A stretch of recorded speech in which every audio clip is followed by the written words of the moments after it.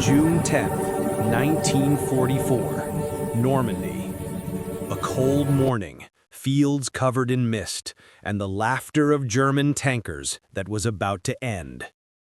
They considered the American Sherman tank a joke, a weak machine, a moving coffin. But in the next few minutes, that very joke would tear their entire Panzer line to shreds. This is Military Voice, where the real truths of war emerge from between the dust and the fire.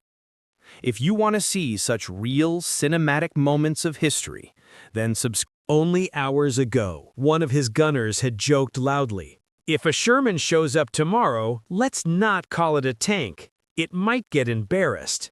Roars of laughter followed. Everyone agreed. The Sherman was the joke of the Western Front, under-armored, undergunned, and notorious for catching fire. German crews even had a nickname for it, Ronson. Kerr, lights every time.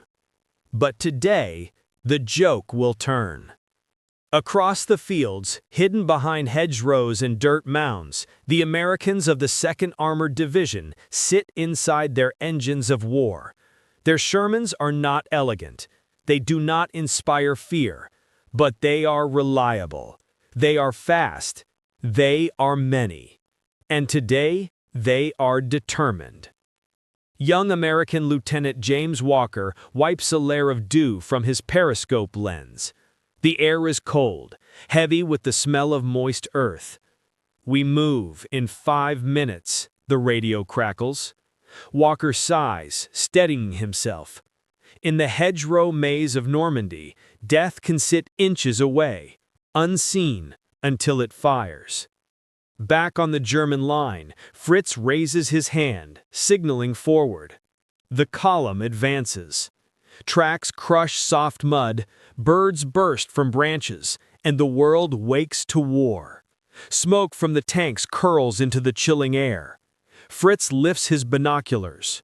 At first, it's just shapes, shadows, barely visible. Then, he sees them, clearly. Shermans. 4 of them. He smirks. Too easy. He calls into the turret. "Load AP." His gunner chuckles. "Sherman season." Moments later, something unexpected. The Shermans don't fall back. They advance. And suddenly, from the left, from the right, from behind hedgerows, more muzzles appear. Not 4 Shermans, not 6, dozens. The first American volley lands like thunder. Fritz's radio explodes with panicked chatter. The Germans halt abruptly, a fatal mistake on open land. Fritz swings his turret, fires, and hits a Sherman dead center.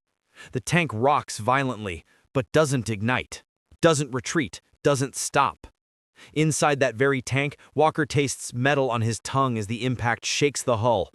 Pain throbs in his ears, but the engine is still alive. "Driver, forward!" They surge ahead.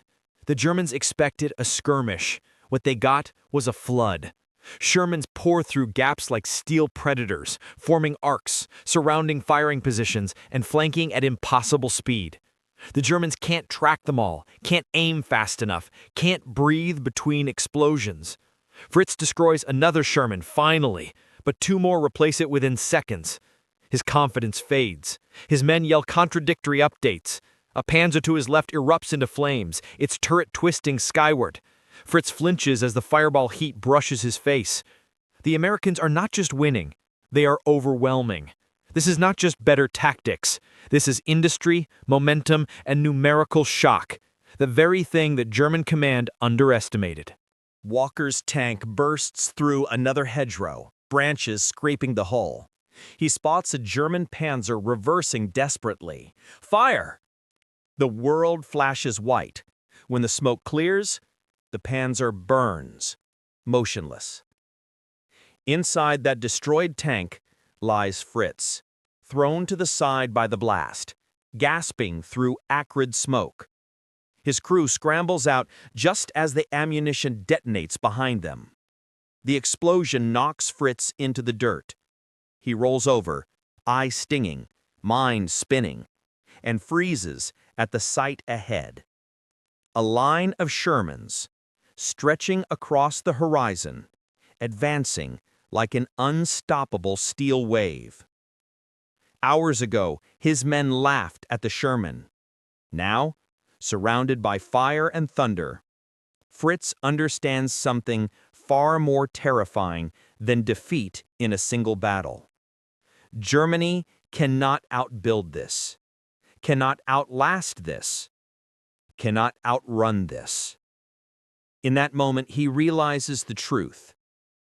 The war isn't just turning, it's already turned. The laughter of the night before is gone, burned away in the firestorm of Normandy. And the joke tank just crushed one of Germany's best armored divisions.